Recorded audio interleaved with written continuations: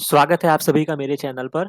तो जैसा कि आपको पता है कि हम डिटेल में इस समय बायोसिंथेटिक पाथवे को स्टार्ट किया है, तो जिसमें मैंने एक लेक्चर खत्म किया था लिपिड मेटाबॉलिज्म या फैटी एसिड का जनरल इंट्रोडक्शन, जो कि मैं जो मैं लाइन टू लाइन कवर कर रहा हूँ इंस्टेंट नोट से, जो मेरे लक्ष्य जेआरएफ चैनल पर उपलब्ध है। और उसके अलावा हम लेलिंजर को एज अ बेस मान के चल रहे हैं। ठीक है? तो ये 2 डिफरेंट बुक्स से मैं कवर कर रहा हूँ, और मैं इतना कवर कर दूँगा कि आपका मतलब जो भी टॉपिक्स यहाँ पे कवर हो रहे हैं कि आप एग्जाम में अगर जेन्युइन क्वेश्चन पूछे जाते हैं तो आप उसका अच्छे से आंसर कर सकें, राइट? क्योंकि ऑब्वियस सी बात है कि किसी भी चीज का अंत नहीं है, घुमाने पर आएगा तो बहुत कठिन कठिन क्वेश्चन बनाए जा सकते हैं, बट अगर सरफेस से पूछा जाएगा तो आप कर सकें। तो जैसा कि हमने फैटी एसिड को पढ़ लिया था, आज हम यहाँ पे जिस टॉपिक को कवर करने वाले हैं वो है फैटी एसिड की सिंथेसिस। हालांकि इसमें अगर आप जाएंगे तो पहले फैटी एसिड का ब्रेकडाउन दिया है, बट हम यहाँ पे पहले ब्रेकडाउन नहीं पढ़ेंगे, पहले सिंथेसिस पढ़ेंगे। ठीक है? तो पहले तोड़ने वाला काम हम नहीं सीखेंगे, पहले हम जोड़ने वाला काम सीखेंगे। ठीक है? तो यहाँ पे हम 2 बुक्स को साथ में लेके चलेंगे, लेलिंजर से भी हम कुछ बातें आपको दिखाएँगे, और इसके अलावा इसमें जो शॉर्ट में क्या-क्या चीज़ें इम्पोर्टेंट है वो हम विद एक्सप्लेनेशंस के साथ बताएँगे। थोड़ा-सा ये वीडियो लेंथी होगा, तो अगर आपको थोड़ा-सा यहाँ पे एकाग्रचित होके धैर्य के साथ ये पूरा वीडियो देखिएगा, ठीक है? और बहुत अच्छा मैं आपको कॉन्सेप्ट यहाँ पे देने वाला हूँ, ठीक है? तो अंत तक ज़रूर बने रहिएगा। तो अब हम यहाँ पे स्टार्ट करते हैं फैटी एसिड की सिंथेसिस। तो सबसे पहले यहाँ पे ओवरव्यू दिया गया है कि फैटी एसिड सिंथेसिस कैसे होता है। तो फैटी एसिड की synthesis involve the condensation of the 2 carbon unit in the form of acetyl coenzyme A to form long hydrocarbon chain in a series of the reaction. ठीक है? तो यहाँ पे इसका कहने का मतलब क्या है, तो जैसे कि क्या है कि मैंने आपको बताया इसके पहले लेक्चर में हमने यहाँ पे देख चुके थे कि फैटी एसिड की सिंथेसिस का मतलब क्या है। तो फैटी एसिड जो कि हम समझ गए थे कि क्या होते हैं कि लॉन्ग कार्बन की हाइड्रोकार्बन चेन होती है, ऐसे आप जोड़ते चले जाइए। और हमने पढ़ा कि ये जो आपका नॉर्मल होता है वो कार्बन 16 या कार्बन 18, याद है ना, जो पिछले लेक्चर में मैंने आपको बताया था। तो उसी चीज़ को हम बेस मानेंगे, तो इस तरीके से आपको कार्बन को ऐड करते जाना है, और टर्मिनल पे क्या होता है, COOH होता है, यही तो था। तो क्या करना है कि आपको कार्बन ऐड कराना है, तो आपको कोई एक मॉलिक्यूल सेलेक्ट करना होगा जो उसको अच्छे से ऐड कर सके, या उसका प्रिकर्सर का काम कर सके कि जहाँ से आप लेंगे। तो अगर आपने सिस्टम में पढ़ा होगा तो एक मॉलिक्यूल होता है जो कि 2 कार्बन कंटेनिंग कंपाउंड होता है, जिसको हम क्या बोलते हैं, एसिटिल कोएंजाइम ए। तो ये बहुत ही इंपॉर्टेंट मॉलिक्यूल है। तो जब आपने ब ने बायोसिंथेटिक पाथवेज में जब आपने ग्लाइकोलिसिस पढ़ा होगा, ठीक है? बहुत छोटी-सी इन्फॉर्मेशन है, ये अपेक्षा करता हूँ कि सभी को ये पता होगा कि जब ग्लाइकोलिसिस होती है, तो जो आपका ग्लूकोज का मॉलिक्यूल होता है, ठीक है? ये आपका 2 पाइरूवेट में कन्वर्ट हो जाता है, यही तो होता है। 10 स्टेप की रिएक्शन होती है, बाकी हम इसको डिटेल में बाद में समझेंगे। तो मेन कॉन्सेप्ट ये होता है कि ये जो होता है ये 6 कार्बन का कंपाउंड होता है, और जो पाइरूवेट होता है वो 3 कार्बन का कंपाउंड होता है, इसमें टूट जाता है। फिर जो पाइरूवेट होता है यहाँ से 3 कार्बन की जगह से अब ये 2 कार्बन कंपाउंड में कन्वर्ट होता है, जो क्या होता है, एसिटिल कोएंजाइम ए होता है। यहाँ पे क्या होता है कि 2 पाइरूवेट से एक यहाँ पे क ऑक्सीजन को सॉरी CO2 रिमूव होती है, एक कार्बन डाइऑक्साइड यहाँ पे रिमूव कर दिया जाएगा। तो ये प्रोसेस क्या हो गई, रिमूव कर रहे हैं, तो इसलिए क्या बोलेंगे, इसको डीकार्बोक्सिलेशन बोलते हैं। ठीक है? और प्रोसेस जो होती है ये ऑक्सीडेटिव डीकार्बोक्सिलेशन होता है। तो ख़ैर आपको इतना नहीं पता है तो कोई घबराने की बात नहीं है। तो यहाँ से क्या हुआ कि ये एसिटिल कोएंजाइम है जो कि नॉर्मल प्रोसेस में आपकी बॉडी में आराम से बनता रहता है। ठीक है? इस रिएक्शन को हम क्या बोलते हैं, लिंक रिएक्शन बोलते हैं। ठीक है? ये सब चीज़ें आपको पता होगी, और नहीं पता है तो केवल जान लीजिए, बाकी हम इसको डिटेल में कवर कर लेंगे। तो इस वजह से जो यहाँ पे सिस्टम ने मॉलिक्यूल को पिक किया, वो किसको पिक किया, एसिटिल कोएंजाइम ए को पिक किया, क्योंकि ये बहुत सारे सोर्सेज से एसिटिल कोएंजाइम ए आपका बनता रहता है। तो जिसका एक सोर्स मैंने आपको बता दिया ग्लाइकोलिसिस के माध्यम से। कोई कंफ्यूजन यहाँ तक नहीं होनी चाहिए, तो वही चीज़ इस लाइन में बताया गया। अब जो अगला रिएक्शन है, अगला सेंटेंस क्या कह रहा है, यहाँ पे बताया गया है कि these reaction are carried out on the fatty acid synthase. भाई आपको कोई भी रिएक्शन बायोलॉजी सिस्टम में करना है तो आपको क्या होना चाहिए, आपके पास एक एंजाइम होना चाहिए। तो यहाँ पे जो एंजाइम है वो फैटी एसिड सिंथेज़ है, क्योंकि हम फैटी एसिड बना रहे हैं तो जो एंजाइम होगा वो फैटी एसिड सिंथेज़ होगा। और ये कॉम्प्लेक्स जो होता है वो NADPH को यूज़ करता है एज़ ए रिडक्टेंट। तो यहाँ पे मैं आपको एक बात और भी क्लियर करते हुए चल रहा हूँ कि आपके सिस्टम में 2 कोफैक्टर्स यूज़ किए जाते हैं, या जो कह सकते हैं कोएंजाइम होते हैं, जो इलेक्ट्रॉन कैरियर का कार्य करते हैं, ठीक है? इसमें एक होता है आपका NADH होता है, और एक होता है NADPH, ठीक है? NADPH। तो मैं यहाँ से आपको एक कॉन्सेप्ट दे दे रहा हूँ, वो आप हमेशा याद रखेंगे और वो कॉन्सेप्ट ये है कि जितनी भी आपकी एनाबॉलिक प्रोसेस होगी, ठीक है? जितनी भी आपकी क्या होगी एनाबॉलिक प्रोसेस होगी, उस प्रोसेस में NADPH यूज़ होगा, ठीक है? या बनेगा या यूज़ होगा, तो वहाँ पे NADPH की स्टोरी आएगी, ठीक है? और जो NADH होता है वो बेसिकली कैटाबॉलिक प्रोसेस में यूज़ होता है, ठीक है? तो अब याद करना है तो कैसे याद करना है? अगर आपने फोटोसिंथेसिस पढ़ा होगा, ठीक है? थोड़ा से बच्चे कन्फ्यूज़ होते हैं, फोटोसिंथेसिस जब आप पढ़ते हैं, तो इसमें क्या होता है? एक आपकी क्या होती है लाइट रिएक्शन होती है और एक डार्क रिएक्शन होती है, कोई कन्फ्यूज़न नहीं। लाइट रिएक्शन में आप क्या करते हैं, आप एटीपी और रिड्यूसिंग एजेंट जो है आपका NADPH ये बनाते हैं और डार्क रिएक्शन में आप क्या करते हैं, इसकी मदद से क्या करते हैं, आप शुगर के मॉलिक्यूल को सिंथेसिस करते हैं। यही तो होता है। तो फोटोसिंथेसिस में हमने किसका यूज़ किया? NADPH का यूज़ किया। तो फोटोसिंथेसिस का अब यहाँ पे मैं आपको बता दे रहा हूँ, ट्रिक आपको मैं बता दे रहा हूँ, क्योंकि आपको याद कराने के लिए मुझे ट्रिक बहुत बताने पड़ते हैं। तो फोटोसिंथेसिस का आप पी निकालिएगा और NADPH का पी निकालिएगा और इसको ले जाके यहाँ पे जोड़ दीजिएगा, ठीक है? तो यहाँ पे सिंथेसिस वर्ड है, तो यहाँ से एक कॉन्सेप्ट मैंने आपको दे दिया कि जो NADPH यूज़ होगा तो आज के बाद से कभी भी क्वेश्चन आएगा और एक ऑप्शन में NADH दिया होगा फोटोसिंथेसिस के केस में, तो वो ऑप्शन कतई नहीं होगा, ठीक है? तो इतना तो आप एक्सक्लूड करना सीख जाओगे। और दूसरी इंपॉर्टेंट चीज़ जो आपको ध्यान रखनी है फोटोसिंथेसिस हो गया, उसी तरीके से अगर फैटी एसिड की सिंथेसिस हो रही है या किसी भी चीज़ की सिंथेसिस हो रही है तो वहाँ पे जो आपका रिड्यूसिंग एजेंट होगा वो क्या होगा? NADPH होगा, ठीक है? तो अभी टाइम कम है तो इस वजह से हम केवल शॉर्ट में इम्पोर्टेंट चीज़ों को समझ रहे हैं, बाकी जो नहीं समझ में आता है वो हम बाद में देख लेंगे या आप मेरे कमेंट सेक्शन में बताओगे तो मैं इसको आपको बता दूँगा। तो यहाँ से 2 कॉन्सेप्ट आपका मैंने क्लियर कर दिया है। तो यहाँ पर वही चीज़ बताई गई है कि NADPH यूज़ किया जाता है, फैटी एसिड कोवैलेंटली अटैच किए जाते हैं, एसाइल कैरियर प्रोटीन होता है ड्यूरिंग देयर सिंथेसिस। तो चूँकि आपको एक कैरियर प्रोटीन चाहिए होता है जिसके ऊपर आप चीज़ों को अटैच करेंगे, तो वो क्या होता है वो एसाइल चूँकि एसिटिल कोएंजाइम यूज़ कर रहे हैं तो वो एसाइल का मॉलिक्यूल होता है। ठीक है? यहाँ तक आपको समझ में आ गई? इसके बाद क्या है कि ट्रांसपोर्ट इनटू द साइटोसोल। यहाँ पे अब क्या चक्कर फँसता है कि चूँकि फैटी एसिड की सिंथेसिस जो होती है वो साइटोसोल में होती है, ठीक है? तो ये हम देख लेंगे अभी कि फैटी एसिड की सिंथेसिस प्लांट के केस में क्लोरोप्लास्ट में होता है, बट अगर हम एनिमल की बात करते हैं तो साइटोसोल में होता है। और एसिटिल कोएंजाइम में जैसे कि मैंने आपको अभी ये बताया, जैसे कि आप यहाँ पे देख सकते हैं इसके पहले पार्ट में जो मैंने आपको एसिटिल कोएंजाइम में बताया, तो एसिटिल कोएंजाइम ए जब ये आपका बनता है तो ये आपका कहाँ पे होता है? ये आपका माइटोकॉन्ड्रिया में है। ठीक है? जब ये लिंक रिएक्शन होके जाता है क्योंकि एसिटिल कोएंजाइम में जो यहाँ से बनेगा, ठीक है? ये क्या करेगा अल्टीमेटली ये क्रेब्स साइकिल में इन्वॉल्व होगा और क्रेब्स साइकिल कहाँ होती है? Matrix of mitochondria. ये सब इम्पोर्टेंट क्वेश्चन है, याद रखिएगा, ठीक है? तो ये चीज़ है, अब चूँकि सिंथेसिस आप साइटोसोल में करा रहे हो, ठीक है? और ये मॉलिक्यूल है माइटोकॉन्ड्रिया में, तो इसको यहाँ से यहाँ तक ट्रांसफर होना पड़ेगा। लेकिन ये ट्रांसफर की प्रोसेस इतनी आसान नहीं है। तो उस प्रोसेस में भी एक चक्कर फँसता है, वो क्या चक्कर है वो हम यहाँ पे देख लेते हैं। तो एसिटिल कोएंजाइम है जो कि आपका कहाँ से बनेगा? पायरुवेट से बनेगा जो मैंने आपको बता दिया है, जिसको transport out of the mitochondria, जिसको माइटोकॉन्ड्रिया से बाहर निकालना है। चूँकि inner membrane of mitochondria is not permeable to this compound, so it first combined with oxaloacetate to form citrate which readily cross the membrane. In the cytosol the citrate को cleave कर दिया जाता है जिससे एसिटिल कोएंजाइम में generate हो जाता है। तो कहने का मतलब ये है कि मैं यहाँ पे नीचे आपको ये फिगर में दिखा देता हूँ, बाकी अभी मैं इसका लैलेंजर में बहुत बढ़िया फिगर बना हुआ है। तो एक्चुअली में होता क्या है कि आप यहाँ पे देख सकते हैं कि एसिटिल कोएंजाइम में मॉलिक्यूल है, ठीक है? एसिटिल कोएंजाइम में मॉलिक्यूल था यहाँ पर आपका, ठीक है? तो हुआ क्या कि चूँकि बस आप इतना समझ लीजिए कि ये 2 कार्बन का कंपाउंड था, तो कुल मिला के समझ सकते हैं ना कि ये छोटा था, बच्चा है, ये कि क्या है एक छोटा बच्चा है, ठीक है? ऐसे आपको याद रहेगा। छोटा बच्चा है, ये नहीं जा सकता है, तो इसके लोगों ने कहा, इसके घर परिवार वालों ने कहा कि तुम किसी को पकड़ लो, मतलब किसी दोस्त के साथ ले आओ, तो वो दोस्त जो था वो ऑक्सैलो एसीटेट था, कहा कि तुम इसके साथ जाओगे, ठीक है? तो जब ये इसके साथ गया तो ये इसका एक अलग नाम हो गया जिसको हम सिट्रेट बोलते हैं और सिट्रेट जो है वो क्रॉस कर जाएगा, ठीक है?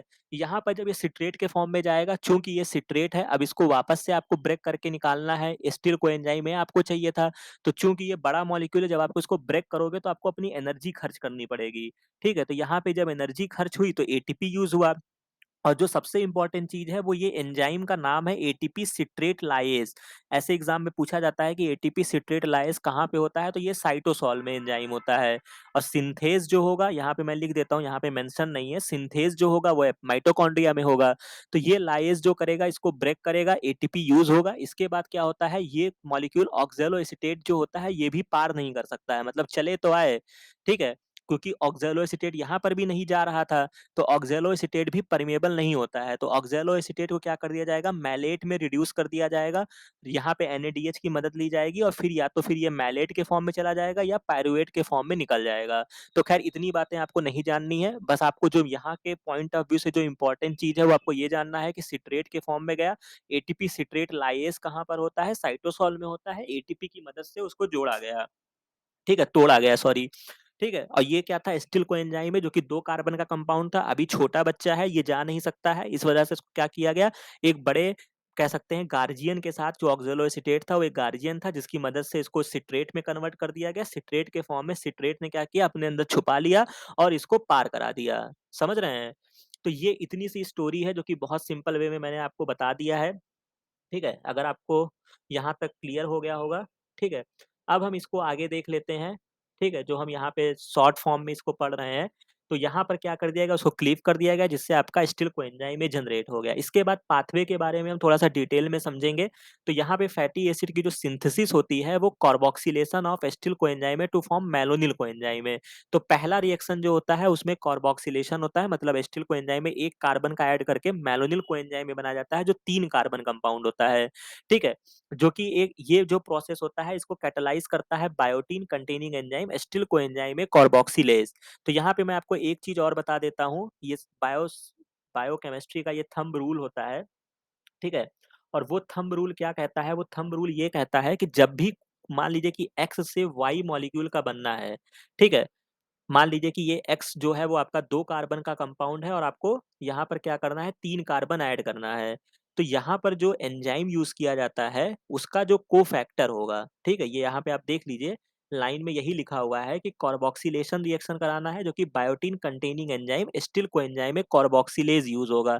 तो चूंकि आप कार्बन को ऐड करा रहे हैं तो कार्बोक्सिलेज हो जाएगा, ठीक है, कार्बोक्सिलेज हो जाएगा, ठीक है। और ये जो होता है इस पूरे प्रोसेस में बायोटीन हेल्प करता है। बायोटीन क्या है, ये एक विटामिन है, विटामिन आपको पता है कोएंजाइम के तरीके से कार्य करते हैं, ठीक है। तो बायोटीन हेल्प करता है, ये आपको याद रखना है। आपका होमवर्क है कि आप ये बताएंगे कि ये बायोटीन कौन सा विटामिन है, ठीक है, ये आपका होमवर्क है, कमेंट सेक्शन में बताइएगा, क्योंकि बहुत सारे आपके फैमिली होते हैं B1 B2 B3, तो उसमें एक बायोटीन आता है, तो ये एग्जाम में पूछा जाता है, ठीक है। तो ये चार्ट से आप देखकर कमेंट सेक्शन में बताएंगे कि बायोटीन किस में आता है। तो जब भी कार्बोक्सिलेशन की रिएक्शन होती है तो उसमें बायोटीन एज अ कोफैक्टर कार्य करता है, ठीक है।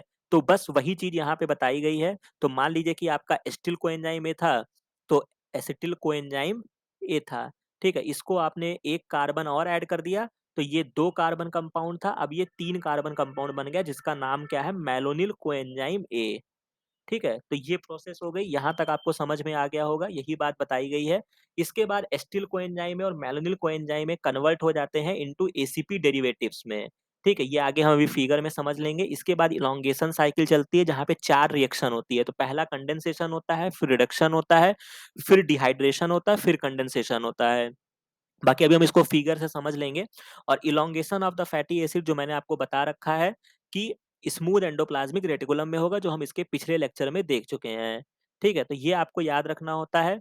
इसके बाद जो फॉर्मेशन ऑफ डबल बॉन्ड, चूंकि आपको पता है कि enzymes for introducing double bond into the acyl chain are also present on the cytosolic surface of SCR पर पाए जाते हैं। Polyunsaturated fatty acid linoleate and linoleate, ये मैमल्स में सिंथेसाइज नहीं होते हैं, इस वजह से ये इसेंशियल फैटी एसिड में कार्य करते हैं। मतलब हमारी बॉडी में कार्बन 9 के बाद हम डबल बॉन्ड नहीं लगा सकते हैं, ये एक फैक्ट है, जिसकी वजह से हम पॉली अनसैचुरेटेड फैटी एसिड को हम अपनी बॉडी में सिंथेसिस नहीं कर सकते हैं, इसी वजह से हम इनको डाइट सोर्स से लेते हैं। तो कोई भी ऐसी चीज जैसा कि आपने अमाइनो एसिड्स में पढ़ा होगा, इसेंशियल नॉन इसेंशियल, तो ये हमारे लिए इसेंशियल है। क्यों इसेंशियल है, जैसे अमाइनो एसिड्स में होता है कि हम उसको सिंथेसिस नहीं कर पाते हैं, वही कॉन्सेप्ट यहाँ पर भी अप्लाई होता है। ठीक है बच्चों, तो ये बात आपको समझ में आ गई। इसके बाद रेगुलेशन के माध्यम पे भी हम थोड़ा-सा इसको देखेंगे।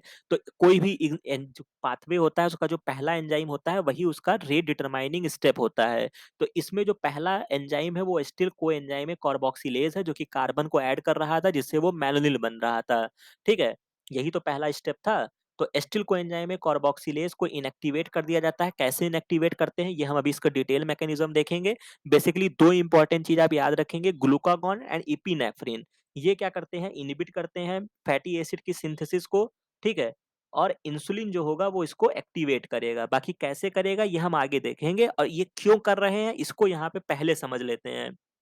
तो जैसे कि इन्होंने कहा कि जैसे कि मैं यहाँ पे इसको आपको बता देता हूँ कि जैसे इन्होंने कहा कि जो आपका एपिनेफ्रिन है, ठीक है? ये तो आपको पता है ये क्या मॉलिक्यूल है एपिनेफ्रिन, इसको हम क्या बोलते हैं? इमरजेंसी हार्मोन ही तो बोलते हैं। इमरजेंसी हार्मोन होते हैं वही भैया, एड्रेनालिन, नॉरएड्रेनालिन, ये सब जो होते हैं ये एपिनेफ्रिन फैमिली में आते हैं। ठीक है? तो इनको हम क्या बोलते हैं, इमरजेंसी हार्मोन बोलते हैं। तो इमरजेंसी हार्मोन जब होगा तो यानी कि कोई एडवर्स कंडीशन में रिलीज हुआ। मान लीजिए कि आपने स्नेक को देखा, तो उस समय क्या हुआ, आपके बॉडी में ऐसे क्वेश्चन पूछे जाते हैं कि अगर आपने स्नेक को देखा या आपके ऊपर एक छिपकली गिर गई, तो कैसा रिस्पॉन्स आएगा, या फिर कौन सी चीज का लेवल आपकी बॉडी में इंक्रीज होगा। तो सडन आपके बॉडी में एपिनेफ्रिन का लेवल इंक्रीज हो जाएगा। ठीक है? इसमें तो कोई डाउट नहीं है। तो कहने का मतलब है कि चूंकि जब इमरजेंसी कंडीशन आई, तो आपकी बॉडी को क्या करना है, ज्यादा से ज्यादा एटीपी बनाना है। मतलब इमरजेंसी की प्रोसेस है, आपको एनर्जी की रिक्वायरमेंट है। ठीक है? अब चूंकि ये फैट की सिंथेसिस हो रही थी, तो भाई आपको तुरंत एनर्जी चाहिए। तो अभी सिस्टम क्या कहेगा, भैया फैट वैट अभी आप बाद में बना लो, क्योंकि आपको ये पता है ना कि फैट तो अंतिम रिजर्वायर होता है। जब सारी चीजें नहीं होती हैं तब फैट वैट तोड़ के एनर्जी निकालते हैं, नहीं तो कार्बोहाइड्रेट से आपकी एनर्जी निकाल ली जाती है। ठीक है? तो कहने का मतलब है कि आप अगर आपकी बॉडी में सफिशिएंट बना हुआ है फैट, तो क्या कहा जाएगा सिस्टम को कि अभी भैया फैट की सिंथेसिस को रोक दो।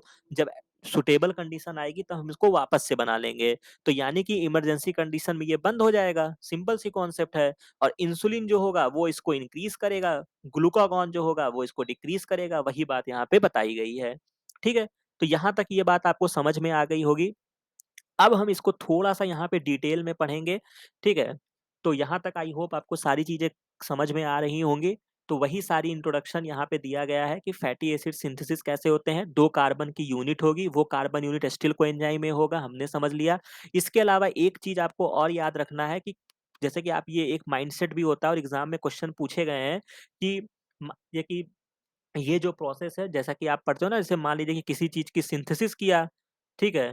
तो मान लीजिए कि सिंथेसिस में आप ए से बी गए, तो अगर आप इसको ब्रेक डाउन करना है तो आप बी से ए चले आओ, ठीक है? लेकिन ऐसा नहीं होता है।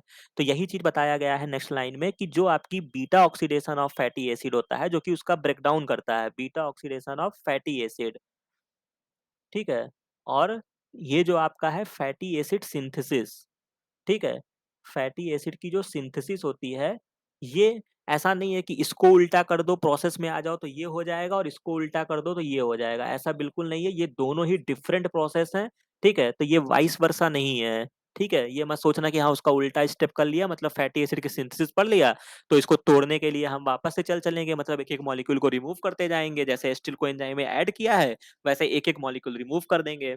तो ऐसा नहीं होता है, वहाँ पे दूसरे स्टेप इन्वॉल्व होते हैं, वो हम नेक्स्ट लेक्चर में देखेंगे, ठीक है? तो फैटी एसिड की synthesis involve a separate series of A reaction होता है, जिससे लॉन्ग हाइड्रोकार्बन की चेन बनती है। किससे बनती है? एसिटिल कोएंजाइम में से बनती है, ठीक है? ये सारी चीज़ें मैं आपको बताते हुए चल रहा हूँ, जो की डिफरेंस क्या-क्या होते हैं। फैटी एसिड की सिंथेसिस आपकी साइटोसोल में होती है, चाहे वो प्रोकैरियोट हो या यूकैरियोट हो। लेकिन जो डिग्रेडेशन होता है वो माइटोकॉन्ड्रिया में होता है, ये सब आपको पता होना चाहिए, ठीक है? Beta oxidation of fatty acid mitochondria में होता है। इसके बाद फैटी एसिड की जब सिंथेसिस है तो यूज़ करेगा एनएडीपीएच को, मैंने आपको बता दिया। और जो भी आपका कैटाबॉलिक प्रोसेस होगा वो एनएडीएच को यूज़ करेगा, ये भी मैंने आपको क्लियर कर रखा है, ठीक है? तो यहाँ पे आपको कोई कन्फ्यूज़न नहीं होनी चाहिए, बहुत ही इंपॉर्टेंट पॉइंट मैंने आपको बता दिया है। During the synthesis fatty acid covalently attach किए जाते हैं एसाइल कैरियर प्रोटीन पर, जो कि ये डिग्रेडेशन में नहीं होता है। इसके बाद enzyme activity of fatty acid synthesis in higher organism are present in a single multifunctional polypeptide chain होता है, जिसको हम फैटी एसिड सिंथेस कहते हैं, जबकि बीटा ऑक्सीडेशन में एक अलग प्रोसेस होता है। तो मोटी-मोटी बातें हमने ये समझ लिया। साइटोसोल में इसका ट्रांसपोर्ट कैसे हुआ वो हमने देख लिया, जो मैंने आपको इसके पिछले वीडियो में बता दिया है, मतलब पिछले अभी पार्ट में मैंने भी बताया है। ठीक है?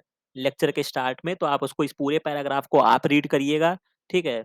इसके अलावा जो यहाँ पे पाथवे स्टार्ट होता है, तो सिंपल सी बात है कि बहुत सारे बायोकेमिस्ट्री की चीज़ें हैं, तो बहुत जटिल होती हैं, लेकिन अब आप एग्ज़ाम देने जा रहे हैं, जहाँ पे सिंपल से क्वेश्चन आपसे पूछते हैं, ठीक है? मतलब वहाँ से आपसे स्ट्रक्चर तो नहीं बनवा लेंगे, ठीक है? तो आपको उसी हिसाब से अपना अप्रोच रखना है। तो फर्स्ट कमिटेड स्टेप जो होता है, वो कार्बोक्सिलेशन होगा, मेलानिल कोएंजाइम में बनेगा, बाइकार्बोनेट के फॉर्म में जो होता है वो कार्बन डाइऑक्साइड हमेशा जो होता है वो बाइकार्बोनेट के फॉर्म में ऐड करते हैं। बायोटीन जो होगा उसका कोफैक्टर होगा, प्रोस्थेटिक ग्रुप होगा। ठीक है? तो ये सारी चीज़ें मैंने आपको बता रखी है। ठीक है? ये कॉमन फीचर है CO2 बाइंडिंग एंजाइम के लिए। इसके बाद 1 मॉलिक्यूल ऑफ एटीपी यहाँ पे हाइड्रोलाइज़ किया जाएगा, जो कि रिएक्शन क्या है, इरिवर्सिबल है। मतलब ये जो प्रोसेस है मतलब मेलानिल कोएंजाइम में बन जाएगा, लेकिन मेलानिल से एसिटाइल नहीं बनेगा। ठीक है? इलॉन्गेशन स्टेप में जो होते हैं उसमें बहुत सारे इंटरमीडिएट होते हैं जो एसीपी पर ऐड किए जाते हैं। वही सारी बातें यहाँ पे बताई गई हैं। यहाँ पर आपको क्या पूछा जाता है, condensation, reduction, dehydration and reduction, ये 4 स्टेप होते हैं। अब ये स्टेप याद करने का तरीका मैं बहुत ही सिंपल वे में आपको बता देता हूँ, ठीक है? आपने आजकल एक मूवी देखी होगी, मूवी चल रही है RRR, तो आपको RRR में केवल RR लिखना है, ठीक है? और आपने जब बचपन में ABCD पढ़ा होगा, तो आपने C पढ़ा होगा, मतलब A पढ़ा, B पढ़ा, C पढ़ा, D पढ़ा। तो C पहले आता है कि D पहले आता है? C पहले आता है, तो C को यहाँ रख दो, D को यहाँ रख दो। ठीक है? अब इससे ज़्यादा सिंपल मैं क्या ही बताऊँ आपको, ठीक है? तो अब आपको ये प्रोसेस रट गई, CR, DR। तो C को क्या करना है, C से कंडेंसेशन, R से रिडक्शन, D से डिहाइड्रेशन, R से रिडक्शन। अब तो कभी नहीं भूलोगे? तो सिंपल सा क्वेश्चन अगर एग्ज़ाम में पूछा जाएगा कि फैटी एसिड की सिंथेसिस में जो 4 स्टेप कौन-कौन से थे, उनका सीक्वेंस अगर आपसे डिज़ाइन करने को कहेगा, तो कर लोगे ना RRR के फॉर्म में? तो बस वही बातें आपको याद रखनी है, बाकी हम इसका डिटेल रिएक्शन आगे देखेंगे। ठीक है? तो ये बात आपको समझ में आ गई होगी, आई होप। और इसके अलावा जो आपको और इम्पोर्टेंट चीज़ें हैं, यहाँ पे आप देख सकते हैं अब स्टेप कैसे चलते हैं। तो first round of elongation produces the 4 carbon butyl ACP. Actually में होता क्या है कि ये आपका स्टील कोएंजाइम मॉलिक्यूल है जो 2 कार्बन का है, ठीक है? यहाँ पे हमेशा जो हमने एक आपको बायोकेमिस्ट्री का कॉन्सेप्ट दे दिया कि कभी भी रिएक्शन होगा, अगर आपको CO2 ऐड करना है, तो वो बाइकार्बोनेट के फॉर्म में ऐड किया जाएगा। एटीपी खर्चा होगा भाई, क्योंकि आप किसी चीज़ को ऐड कर रहे हो। तो जहाँ पे ऐड करने के बाद ये 3 कार्बन का कंपाउंड बन गया मेलानिल कोएंजाइम ए। अब मेलानिल कोएंजाइम ए में एसीपी जो आपका मॉलिक्यूल था, वो इस पे क्या हो जाएगा, ट्रांसफर कर दिया जाएगा और कोएंजाइम ए रिमूव हो जाएगा। ठीक है? मेलानिल एसीपी हो गया, इसी तरीके से ये एसिटाइल एसीपी हो गया। तो यहाँ पे केवल आपको इतना ध्यान रखना है कि ये 2 कार्बन से 3 कार्बन में कन्वर्ट हो गया। कोई कन्फ्यूजन नहीं होनी चाहिए, राइट? इसके अलावा जो यहाँ पे और इम्पोर्टेंट चीज़ें आपके लिए बताई गई है, वो है कि आप यहाँ पे देख सकते हैं कि इस तरीके से जब एक इलॉन्गेशन प्रोसेस होता है, तो 4 कार्बन का ब्यूटाराइल बनता है, वो भी हम आगे आपको दिखा देंगे। The cycle now repeats with malonyl ACP adding 2 carbon unit in each cycle, जिससे इसकी चेन बढ़ती जाएगी और अपने आप जैसे ही 16 कार्बन बन जाएँगे, वैसे ही क्या होता है कि ये स्टॉप हो जाता है। ठीक है? तो ये आपको याद रखना होगा कि जैसे ही 16 कार्बन बनेगा, ये प्रोसेस स्टॉप हो जाता है। ठीक है? जबकि यहाँ पे लिखा गया, this molecule is not accepted by the acyl malonyl ACP condensing enzyme, so can not be elongated further by this process. तो जैसे ही 16 कार्बन बनेगा, वैसे ही अपने आप ये प्रोसेस क्या हो जाएगी, स्टॉप हो जाएगी, राइट? तो यहाँ पे हमने आपको ये भी दिखा दिया कंडेंसेशन, रिडक्शन कैसे ये प्रोसेस हुई। आपका स्टाइल एसीपी, मेलानिल एसीपी कंडेंस हुए, जिससे क्या बना, एसिटो एसिटाइल एसीपी बना। एसिटो एसिटाइल एसीपी, चूंकि आप कितने कार्बन को ऐड किए हैं यहाँ पे, ठीक है? यहाँ पे आपने एक CO2 मॉलिक्यूल रिलीज हो गया, तो अल्टीमेटली 4 ही कार्बन का कंपाउंड बना है, ठीक है? एक कार्बन ये हो गया, ठीक है? आपको मैं यहाँ पे दिखा देता हूँ, ठीक है? एक कार्बन ये हो गया, एक कार्बन ये हो गया, एक कार्बन ये हो गया, एक कार्बन ये हो गया, टोटल 4 कार्बन हुए, ठीक है?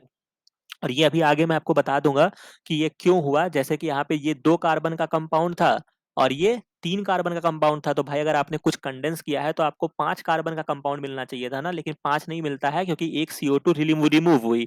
तो हालांकि ये कंट्रोवर्शियल चीज है कि अगर आपको 4 कार्बन का ही कंपाउंड बनाना था, तो आप सीधा 2 एसिटाइल एसीपी जोड़ लेते।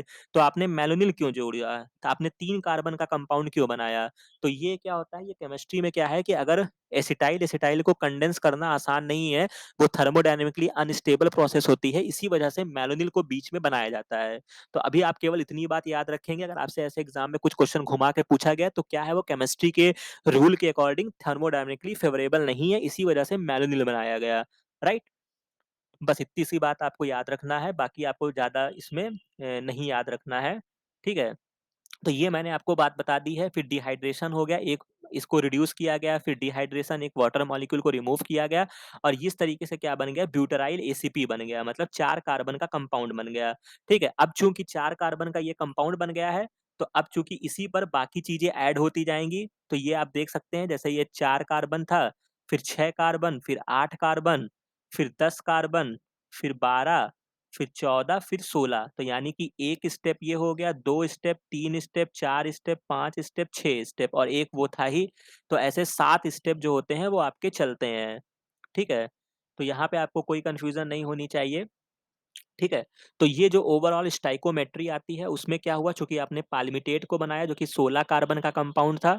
ठीक है। अगर आपको याद करने में भी समस्या आती है, चूंकि आपने 16 कार्बन का कंपाउंड बनाया।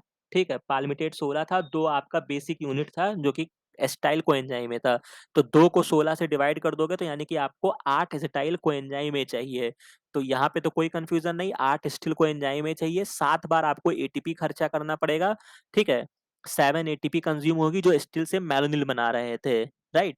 और NADPH इस पूरे प्रोसेस में यूज होगा, जो कि उसका जस्ट डबल होगा, क्योंकि 2 बार रिडक्शन की प्रोसेस हो रही है।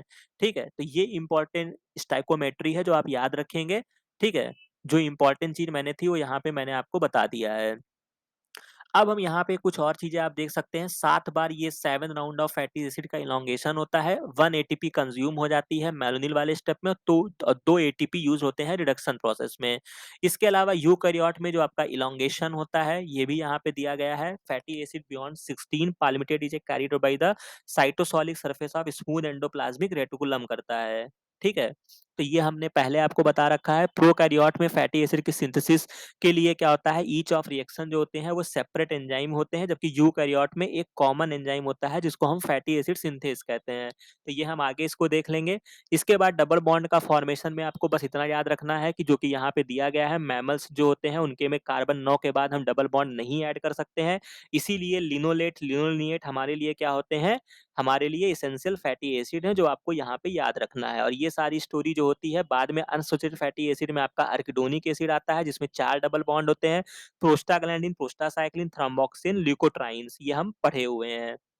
कोई कंफ्यूजन, कोई कंफ्यूजन नहीं। इसके अलावा जो आपको ये याद रखना है कि जो डबल बॉन्ड आपको लगाना होता है फैटी एसिड में, उसमें जो रिएक्शन होता है उसमें मॉलिक्यूलर ऑक्सीजन का यूज किया जाता है, और ये रिएक्शन एक membrane bound complex of 3 enzyme होते हैं, जिसमें आपका साइटोक्रोम बी और डी सैचुरेज ये सारे यूज किए जाते हैं। ठीक है। तो खैर आप साइटोक्रोम को याद रखिएगा, साइटोक्रोम जो ये क्लास के एंजाइम होते हैं जो इसमें हेल्प करते हैं। ठीक है। तो ये इंपॉर्टेंट चीज हो गई। और सैचुरेशन आप डीसैचुरेट कर रहे हैं तो आपको डीसैचुरेज एंजाइम चाहिए होगा। ठीक है। तो ये इंपॉर्टेंट चीज हो जाती है आपके लिए। इसके बाद रेगुलेशन में मैंने आपको बता दिया, तो कैसे रेगुलेशन होता है, तो जो आपका मेन एंजाइम था वो कार्बोक्सिलेज था। ठीक है। तो जब भी जैसे ही इसका अगर फॉस्फोराइलेशन कर दिया जाता है तो ये क्या हो जाता है, ये इनएक्टिव फॉर्म में आ जाता है। ठीक है। और सिस्टम में क्या होता है कि जब एएमपी का लेवल ज्यादा होगा और एटीपी का लेवल कम होगा। ठीक है। मतलब एटीपी कम है और एएमपी ज्यादा है। ठीक है। नॉर्मल कंडीशन है। ठीक है। तो उस कंडीशन में क्या किया जाएगा, इसको इस प्रोटीन काइनेज को एक्टिवेट कर दिया जाएगा जो इसका फास्फोराइलेशन करेगा। और जब फास्फोराइलेशन हो जाएगा तब ये क्या हो जाएगा, प्रोटीन जो होगी वो इनएक्टिव फॉर्म में आ जाएगी, इनएक्टिव कार्बोक्सीलेज के फॉर्म में आ जाएगी। ठीक है। तो आप इसको यहाँ पे समझ सकते हैं, ग्लूकागॉन, इपिनेफ्रिन, इन सबको मैंने बता दिया है। इसके अलावा सिस्टम में जब आपका सिट्रेट ज्यादा रहेगा तो ऑब्वियस सी बात है कि वो क्या करेगा, सिट्रेट क्या करेगा, जब सिस्टम में सिट्रेट ज्यादा रहेगा तो वो भी इसको इनिबिट करेगा। तो ये चीजें यहाँ पर आपको बताई गई हैं जो इस पूरे पैराग्राफ में लिखा हुआ है। तो जो कि हम यहाँ पे इसके ऊपर रीड कर लेते हैं कि की enzyme in the regulation of fatty acid आपका क्या था, पहला वाला एंजाइम था जो कि मेलानिल को एंजाइम ए बना रहा था, क्योंकि भाई ऑब्वियस सी बात है कि जो पहला एंजाइम होता है वही रेट लिमिटिंग होता है। एस्टिल को एंजाइम में कार्बोक्सिलेज को अगर आपको इनएक्टिवेट करना है तो आपको इसका फास्फोराइलेशन कर देना होगा। कहाँ पे करना होगा, सीरीन रेसिड्यू पे करना होगा। और ये मैंने आपको सिग्नलिंग में बता रखा है कि जो भी OH कंटेनिंग अमाइनो एसिड होंगे उनका फास्फोराइलेशन होगा। लेकिन ऐसा भी सत्य नहीं है, कुछ हिस्टडीन मॉलिक्यूल होते हैं, कुछ एस्पार्टिक एसिड होते हैं, उनका भी फास्फोराइलेशन संभव है। ठीक है? तो यहाँ पे जो आपका करता है वो एएमपी एक्टिवेटेड प्रोटीन काइनेज होता है। मतलब जब एएमपी का कंसेंट एएमपी से क्या होता है वो एक्टिवेट होता है। ठीक है? तो अनलाइक क्या होता है, कुछ cyclic AMP dependent protein kinase होते हैं जिसके जस्ट अपोजिट कार्य करते हैं। ठीक है? तो ये इंपॉर्टेंट चीज़ हो गया। प्रोटीन फॉस्फेटेज जो होता है वो रिमूव कर देगा फॉस्फेट को। ठीक है? ऑब्वियस सी बात है, जो आपके फॉस्फोराइलेशन करेंगे तो वो काइनेज करेगा और रिमूव करने का काम फॉस्फेटेज करेगा। तो when the energy charge of the cell is low, तो जब आपके एनर्जी सेल्स में लो होगी, फैटी एसिड सिंथेसिस को क्या कर दिया जाएगा, स्विच ऑफ कर दिया जाएगा। भाई ऑब्वियस सी बात है, जब आपके पास एटीपी ही नहीं है तो आप कैसे सिंथेसिस कर लोगे? तो इसका फॉस्फोराइलेशन कर दिया जाएगा और इसको इनएक्टिवेट कर दिया जाएगा। और जब इसको एक्टिवेट करना होगा तो क्या करना होगा, फॉस्फेटेज जो होंगे वो इसको रिमूव कर देंगे। तो ये सारी बातें यहाँ पे बताई गई हैं। ठीक है? और इसका ये एक्सप्लेनेशन दिया हुआ है, तो आप इसको अच्छे से रीड करिएगा। इसके बाद सिट्रिक एसिड जो आपका इसका एक और रेगुलेटर होता है जो कि एलोस्टेरिक रेगुलेट करता है। एलोस्टेरिक आप जानते ही होंगे कि जो भी अदर देन बाइंडिंग साइट्स, मतलब एंजाइम के दूसरे साइड पे बाइंड करता है, अदर देन जहाँ पे नॉर्मल उसके सबस्ट्रेट बाइंड करता है, उसके अदर देन जब बाइंड करता है उससे जो प्रोसेस होती है उसको हम एलोस्टेरिक इनहिबिशन बोलते हैं। ठीक है? तो सिट्रेट जो होता है, well the citrate the level of which is high when both acetyl coenzyme and ATP amendment allosteric stimulate acetyl coenzyme carboxylase। तो जब सिट्रेट ज्यादा रहेगा तो वो इस प्रोसेस को एक्टिवेट करेगा, क्योंकि ऑब्वियस सी बात है कि सिट्रेट ही तो आ रहा था सिस्टम में जो कि आपको ट्रांसफर करा रहा था, मतलब क्या बोल रहे थे, जो कि आपका एसिटिल कोएंजाइम में कन्वर्ट कर रहा था। तो खैर यहाँ तक आपको ये बात समझ में आ गई होगी। आप इसको स्वयं से एक बार रीड करेंगे। अब जो कुछ इंपॉर्टेंट चीजें हैं वो मैं आपको लेलिंजर से दिखा देता हूँ। ठीक है? थोड़ा सा आपको और धैर्य रखना होगा यहाँ पे। ठीक है? तो ये आप देख सकते हैं, ये लेलिंजर में लिपिड बायोसिंथेसिस का चैप्टर दिया गया है। अगर आपके पास थोड़ा-सा भी समय होगा, तो आप एक बार इसको पूरा पढ़िएगा कि लिपिड जो होते हैं वो कहाँ-कहाँ इम्पोर्टेंट रोल प्ले करते हैं। तो ये यहाँ पे आपको देखने को मिल जाएगा। मैं इसको थोड़ा ज़ूम कर देता हूँ। जैसे कि आप देख सकते हैं कि आपके जो भी पिगमेंट्स होते हैं, कोफैक्टर्स होते हैं, मतलब इस तरीके से पूरा अच्छा-सा इन्फॉर्मेशन दिया गया है कि लिपिड आपके सिस्टम में कहाँ-कहाँ इन्वॉल्व होते हैं। ठीक है? तो ये इम्पोर्टेंट चीज़ होती है। एटीपी यूज़ करते हैं और एनएडीपीएच यहाँ पे स्टोरी आएगी।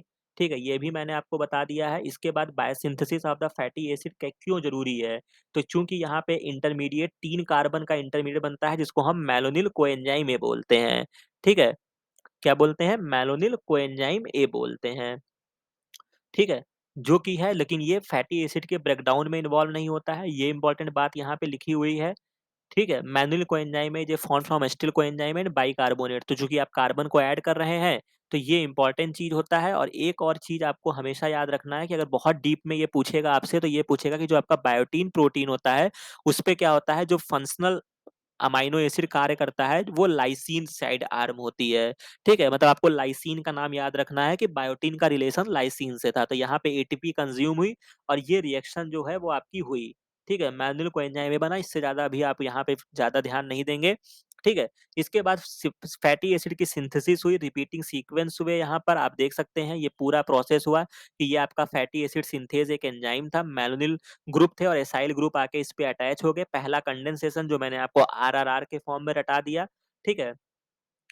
और ऐसे क्वेश्चंस एग्जाम में पूछे गए हैं। इसके बाद यहाँ पे आपको ये देख लेना है, all the reaction in the synthetic process are catalysed by a multi enzyme complex, जिसको हम फैटी एसिड सिंथेज कहते हैं। ठीक है? और ये इम्पोर्टेंट चीज़ हो जाता है। इसके अलावा fatty acid synthase complex have 7 different active sites होती है। ठीक है? तो E coli fatty acid system consist of 7 separate polypeptides होते हैं। हमारे में केवल एक ही होता है, लेकिन प्रोकैरियोट्स हैं तो इनके 7 डिफरेंट साइट्स होती हैं एंजाइम में, मतलब 7 डिफरेंट उसमें एक्टिव साइट्स होती है जो तरह-तरह के कार्य करते हैं। ठीक है? हालाँकि ये बायोकेमिस्ट्री वाले बच्चों के लिए ज़्यादा इम्पोर्टेंट है जो अपने सेमेस्टर एग्ज़ाम दे रहे हैं। वहाँ पे इनको पूरा डिटेल करना होगा, but exam point of view से आपको केवल इन्फॉर्मेशन याद रखनी है, क्योंकि वहाँ पर तो फिर पूरा स्ट्रक्चर भी बहुत महत्वपूर्ण हो जाता है कि आप कैसे स्ट्रक्चर तैयार करेंगे। खैर अगर वो बच्चे भी वीडियो देख रहे हैं, तो मैंने जैसे कि आपको बता रखा है कि ये चीज़ें प्रैक्टिस का खेल है, तो आपको पूरे एक कॉपी पेन लेकर आपको स्ट्रक्चर डेली बनाना पड़ेगा, डेली फैटी एसिड को भरना पड़ेगा, समझ रहे हैं? रफ को भरना पड़ेगा, तभी ये चीज़ें आपको रिकॉल होंगी। तो एसीपी ऑफ ई कोलाई का ये चीज़ें हैं, जिसमें प्रोस्थेटिक ग्रुप आपका फॉस्फोपेंटेथिन वगैरह होता है, इसको थोड़ा बहुत देख लीजिएगा। बाकी आपके लिए जो यहाँ पे इम्पोर्टेंट चीज़ जो है, वो आपको यहाँ पे ये दिया हुआ है जो मैं अभी आपको बता रहा था कि क्यों यहाँ पे अगर इनको 2 से 4 ही कार्बन बनाने थे तो क्यों इन्होंने यूज़ किया। ये देख सकते हैं, why do cell go to the trouble of adding CO2 to make a malonyl group from acetyl group. अगर उसको लॉस ही करना था तो उसका पूरा एक्सप्लेनेशन यहाँ पे दिया गया है, क्योंकि recall the beta oxidation of fatty acid cleavage of the bond between two acyl group जो होता है वो हाईली एक्सर्गोनिक होता है। सो द सिंपल कंडेंस, तो इनका जो कंडेंसेशन होगा वो क्या होगा, एंडरगोनिक होगा, यानी कि हमको एनर्जी लगाना पड़ेगा। सिंपल सी बात है भाई, तो हम इतना एनर्जी क्यों लगाएंगे, तो हमने एक दूसरा पाथवे किया। The use of activated manual group जो होता है वो एस्टाइल ग्रुप जो क्या करता है, कंडेंसेशन रिएक्शन को थर्मोडायनेमिकली फेवरेबल बनाता है। और ये एक्सप्लेनेशन को आप याद रखिएगा, आपसे हो सकता है एग्जाम में पूछ लिया जाए। ठीक है, 4-5 ऑप्शन बना के दे देगा। ठीक है, तो ये पैराग्राफ आप याद रखिएगा, किस्मत अच्छी रहेगी तो क्या पता आपको क्वेश्चन CSIR में मिल जाए। ठीक है, तो ये बात मैंने आपको बता दी है। और जो यहाँ पे आपको इम्पोर्टेंट चीज़ यहाँ पे देखनी है, वो आप ये देख सकते हैं। तो यही सब चीज़ें इसमें बताई गई थी, क्या-क्या प्रोसेस था, बाकी डिटेल में आपको उतना नहीं जानना है। Fatty acid synthase reaction are repeated to form palmitate बनता है। पाल्मिटेट जैसे ही बनता है वो ऑटोमैटिक रिलीज़ हो जाता है। ये आप देख सकते हैं ना, ACP मॉलिक्यूल है और इसमें 7 डिफरेंट कैटालिटिक ज़ोन हैं, ठीक है? तो वो फर्दर अपने डिफरेंट-डिफरेंट रिएक्शन कराते हैं। बाकी आपको उनका नाम वगैरह है तो वो इस लेवल पे अब आपसे नहीं पूछा जाएगा, ठीक है? तो ये याद रखिएगा, बाकी पढ़ लेना, ऐसा भी नहीं है भाई, नहीं तो आ गया तो कहो कि सर बोले थे कि आएगा ही नहीं। ठीक है, 1% की तो गारंटी मैं भी नहीं लेता हूँ। ठीक है, तो जो इम्पोर्टेंट है मैं आपको वही कवर करा रहा हूँ। बाकी ये 7 स्टील कोएंजाइम में 7 CO2 7 ATP ये आपके यूज होंगे। ठीक है, क्या समझे? समझे ये कि 7 एस्टिल कोएंजाइम का मतलब ये हो गया कि जब आपकी पहली रिएक्शन हुई तो मान लीजिए कि 2 कार्बन से आपने क्या बनाया, 3 कार्बन बनाया, और 3 कार्बन से आपको 5 बनना चाहिए था लेकिन 4 बना। अरे यार, ये एस्टिल, ये मैलोनिल और ये आपका एसिटोएसिटाइल बन गया। तो ये 4 कार्बन हो गया। ठीक है, अब इसके बाद क्या करना है कि 4 से 6 कार्बन होगा, फर्दर अब ये ऐड होता जाएगा। ठीक है, 4 से 6 होगा, 6 से 8 होगा, 8 से 10 होगा, 10 से 12 होगा, 12 से 14 होगा, 14 से 16 हो जाएगा, 16 पे आके रुक जाएगा। तो ये 1 step, 2 step, 3 step, 4 step, 5 step और 6 स्टेप, और ये क्या हो गया? ये क्या हो गया? ये आपका 7 स्टेप हो गया। ठीक है, इस तरीके से आप देख लीजिए। ठीक है, तो ये 7 बार जो होगी वो रिएक्शन चलेगी। ठीक है, तो 7 एटीपी आपके कंज्यूम होंगे। ठीक है, 16 कार्बन बनने के लिए। ठीक है, तो ये इंपॉर्टेंट चीज आपको यहाँ पे बताई गई है। ओवरऑल रिएक्शन कैसे आप देख सकते हैं, 7 cycle of condensation and reduction चलती है, जिससे क्या बन जाता है, स्टील कोएंजाइम से क्या बन जाता है आपका, ये आपका क्या बन जाएगा, आपका ये बन जाएगा पाल्मिटेट बन जाएगा, जो आपका 16 कार्बन का कंपाउंड होता है। तो टोटल जो होंगे वो 8 स्टील कोएंजाइम में हो जाएगा। ठीक है, समझ रहे हैं बात को? क्योंकि हर बार रिएक्शन चलनी है तो 7 स्टील कोएंजाइम में आपको चाहिए होंगे, जो आपके 7 मैलोनिल बनाएंगे। एक बार से तो एक साइकिल बन जाएगी। ठीक है, और एक स्टील कोएंजाइम में पहले से आपका रहेगा तो 8 स्टील कोएंजाइम में 7 एटीपी 14 NADPH, इस तरीके से ये पूरी प्रोसेस हो जाएगी। ठीक है, इसमें बहुत ज़्यादा भी हो सकता है कि ये चीज़ें आपको बाउंस कर रही हो कि ये कैसे ये पूरा प्रोसेस हो रहा है। तो अगर नहीं समझ में आ रहा है, ठीक है, नहीं समझ में आ रहा है, तो क्या करना है आपको? आपको क्या करना है? आपको अभी केवल इतनी बातें याद रखनी है कि इसमें ऐसे-ऐसे हो रही थी, बाकी आप इसको जब दोबारा से एक बार डिटेल में पढ़ेंगे, तो आपको समझ में आ जाएगा। ठीक है? ठीक है, तो ये ओवरऑल रिएक्शन होती है। तो इसमें देखिए इन्होंने थोड़ा-सा और अच्छे से बताया है कि first the formation of 7 malonyl coenzyme A molecule आपको चाहिए। ठीक है? 7 मैनोनिल कोएंजाइम ए चाहिए, तो 7 मैनोनिल बनाने के लिए आपको 7 एटीपी कंज़्यूम करनी ही पड़ेगी। 7 cycle of condensation and reduction चलेगा, तो जिससे क्या बन जाएगा, acetyl coenzyme A plus 7 malonyl coenzyme A के साथ रिएक्शन हो जाएगी। ठीक है? जिससे क्या बन जाएगा, चूँकि ये 3 कार्बन का था, तो इसको यहाँ पे आप देख लीजिए किस तरीके से यहाँ पे ये पाल्मिटेट बन जाएगा। फिर आप इसको ओवरऑल ऐड कर दीजिएगा दोनों इक्वेशन को, ठीक है? और नहीं, कुछ भी नहीं समझ में आ रहा है, तो जो मैंने आपको बता दिया कि 16 कार्बन के लिए 8 स्टील कोएंजाइम में आपका यूज़ होगा, ठीक है? इसके अलावा NADPH यूज़ होगा, जो कि उसका डबल हो जाएगा, 7 दूनी 14 हो जाएगा। कितनी एटीपी खर्चा होगी? तो 7 एटीपी हमारी कंज़्यूम होगी, ठीक है? तो ये इतनी सी इन्फॉर्मेशन आपको हमेशा याद रखनी है। जो कि आपको बहुत ही फ़ायदा करने वाला है एग्ज़ाम के पॉइंट ऑफ व्यू से, ठीक है? बाकी अगर कुछ नहीं समझ में आता है तो मेरे को कमेंट सेक्शन में ज़रूर बताइएगा, ठीक है? और इसको अब हम थोड़ा-सा और देख लेते हैं। यस। ठीक है, तो ये हो गया, इसके बाद fatty acid synthase of some organism consist of multifunctional protein है। इसके अलावा फैटी एसिड की सिंथेसिस साइटोसोल में होती है, लेकिन प्लांट में कहाँ होती है? क्लोरोप्लास्ट में होती है। तो ये भी याद रखिएगा, अगर प्लांट का केस पूछेगा, तो वो कहाँ पे होता है? क्लोरोप्लास्ट में होता है, ठीक है? इसके अलावा एक ये फिगर दिया हुआ है, इसको भी आप थोड़ा देख लीजिएगा, ये बहुत ही अच्छा फिगर है, जो एग्ज़ाम पॉइंट ऑफ व्यू से इम्पोर्टेंट है, कि दोनों सेल्स का कंपेयर किया गया है, एनिमल सेल्स का और प्लांट सेल्स का, ठीक है? तो प्लांट सेल में पेरोक्सिसोम होता है, तो पेरोक्सिसोम क्या करेगा? कैटालेज इसका मार्कर एंजाइम होता है और पेरोक्सीडेज़ होता है, क्योंकि ये डिटॉक्सिफिकेशन करते हैं, या कह सकते हैं कि आप मतलब जो आपके रिएक्टिव ऑक्सीजन स्पीशीज़ होते हैं, उनको ख़त्म करते हैं, ठीक है? इसके अलावा प्लांट की सेल में जो माइटोकॉन्ड्रिया होती है, वहाँ पे फैटी एसिड का ऑक्सीडेशन नहीं होता है, ठीक है? हमारी जो एनिमल की सेल्स होती है, वहाँ पे beta oxidation of fatty acid होगा, एसिटिल कोएंजाइम ए प्रोड्यूस किया जाएगा, कीटोन बॉडी बनेंगे और फैटी एसिड का इलॉन्गेशन भी माइटोकॉन्ड्रिया में होता है। इसके अलावा एंडोप्लाज्मिक रेटिकुलम की अगर आप बात करेंगे, तो इलॉन्गेशन होगा, डिसैचुरेशन होगा, मतलब उसमें डबल बॉन्ड भी लगाए जाएँगे, स्टिरॉल की सिंथेसिस की जाती है, फॉस्फोलिपिड की सिंथेसिस होती है। तो ये बहुत ही इंपॉर्टेंट चार्ट है। और साइटोसोल में क्या होता है? साइटोसोल में क्या होता है? एनएडीपीएच का प्रोडक्शन होता है। इसके अलावा फैटी एसिड की सिंथेसिस होती है और आइसोप्रोनाइड एंड स्टिरॉल की सिंथेसिस होती है। तो ये इंपॉर्टेंट चार्ट है, जो आपको हमेशा याद रखना पड़ेगा, एग्ज़ाम में क्वेश्चन ज़रूर पूछे जाएँगे, ठीक है? इसके बाद फैटी एसिड का जो यहाँ पे आप देख सकते हैं ना, जो मैंने आपको बताया था डिटेल में, कि कैसे एसिटिल कोएंजाइम में सिट्रेट के फॉर्म में ट्रांसफर होता है। तो यहाँ पे और अच्छा फिगर बना है, ग्लूकोज से पायरुवेट बना, पायरुवेट से एसिटाइल कोएंजाइम ए बना, या तो दूसरा सोर्स कोई अमाइनो एसिड के ब्रेकडाउन से बना होगा। इसके बाद क्या किया गया? कोएंजाइम ए को हटा दिया गया, सिट्रेट के फॉर्म में इसको ट्रांसफर किया गया। सिट्रेट के बाद यहाँ पे सिट्रेट लाइएज था, जो एटीपी कंज्यूम करके इसको ब्रेक किया, जिससे एसिटिल कोएंजाइम ए बना, जो कि जाके फैटी एसिड की सिंथेसिस किया।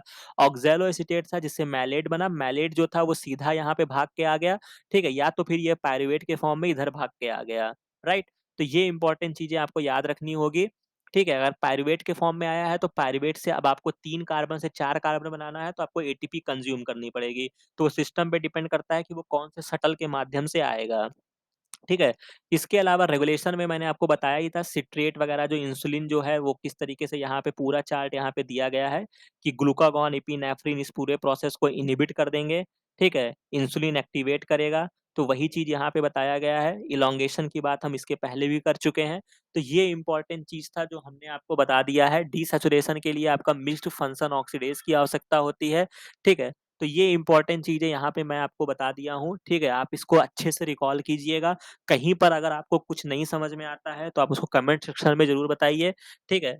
बाकी बाकी यहाँ से अच्छे खासे क्वेश्चन एग्ज़ाम में पूछे जाएँगे, और हो सकता है कि थोड़ा-सा भी आपको जो 7 साइकिल मैंने बताई है, किस तरीके से 16 कार्बन आए हैं, हो सकता है थोड़ा-सा कैलकुलेशन करने में भी आपको स्टोइकोमेट्री में प्रॉब्लम हो। तो अगर वो प्रॉब्लम भी होती है, तो आप वो मेरे को कमेंट सेक्शन में बताइएगा, मैं डिटेल में नेक्स्ट वीडियो में एक्सप्लेन करने की कोशिश करूँगा। ठीक है? बाकी इतना तो आप अच्छे से पढ़िएगा, यहाँ से अच्छे एग्ज़ाम में क्वेश्चन पूछे जाते हैं। बाकी ये वीडियो अच्छा लगा हो तो इसको लाइक, शेयर और सब्सक्राइब ज़रूर कीजिएगा। बाकी मिलते हैं